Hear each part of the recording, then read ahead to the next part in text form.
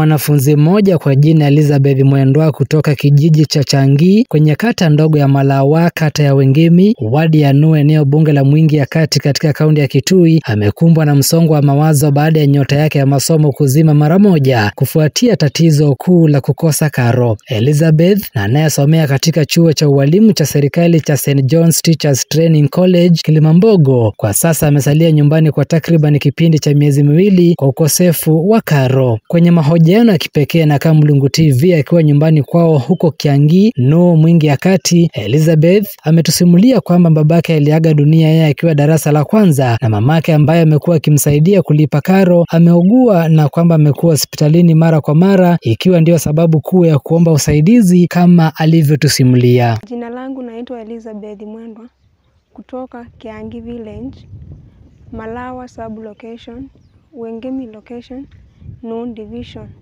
Mwingi Central constituency. Nasomea St. John's Teachers Training College Kilimambogo. So far nimendaiwa 65,000 na bado third year ni 57,000, totaling to 122,000.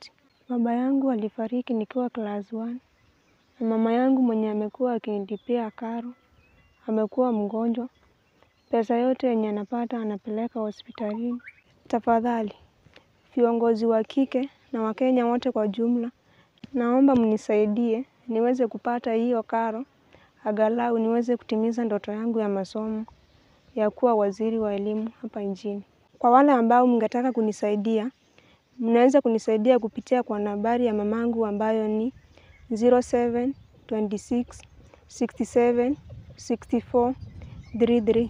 Taleta jina Scholastica Kasina na Mungu atawabariki sana. Asante. Sasa ombi la mwanafunzi Elizabeth ni kwa viongozi wa kike nchini na Wakenya kwa ujumla wamsaidie kupata karo aliyodaiwa na ikiwezekana karo ya kumalizia masomo yake. Nikiripotia Kamulungu TV kutoka kijiji cha Changi, kata ndogo ya Malawa, kata ya Wengemi, wadi ya Nuu, katika eneo bunge la Mwingi ya Kati katika kaunti ya Kitui. Langu jina ni Francis Kaivelo.